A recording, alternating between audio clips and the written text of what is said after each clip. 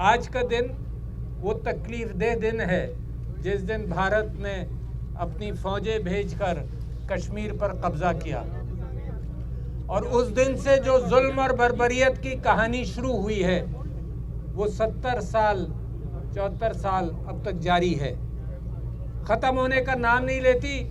दुनिया ने आंखें मीची हुई हैं। दुनिया ने जो वादा किया था मेरे कश्मीरी भाइयों से, जिसमें लाखों शहीद हुए, जिसमें बीनाई खो बैठे पैलेट गन्स की वजह से, जिसमें मेरी माँओं और बहनों के साथ रेप किया गया, जहां लोगों को महसूर कर लिया जाता है,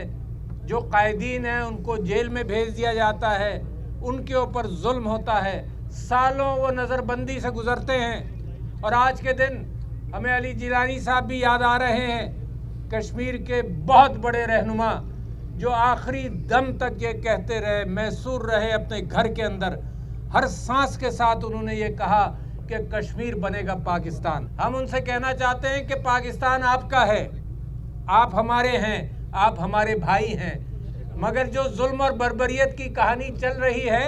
उसके ऊपर पाकिस्तान दुनिया भर की हुकूमतों को और दुनिया की आवाम को इस तरफ उनकी तवज्जो दिलाना चाहता है कि ये तिजारत का मामला नहीं है। हिंदुस्तान अगर दावा करता है जमहूरियत का तो वहाँ जमहूरियत नहीं है,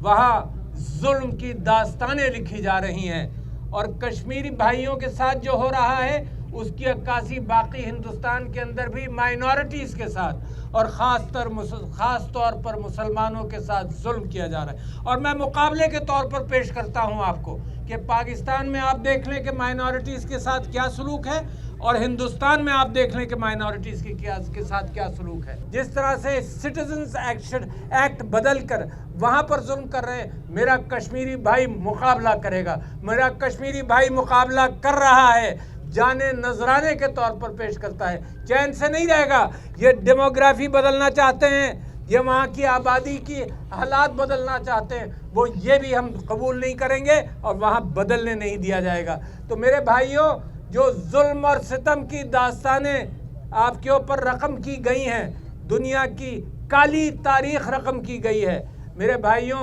हम पाकिस्तानी आपके साथ रहेंगे हर फोरम में।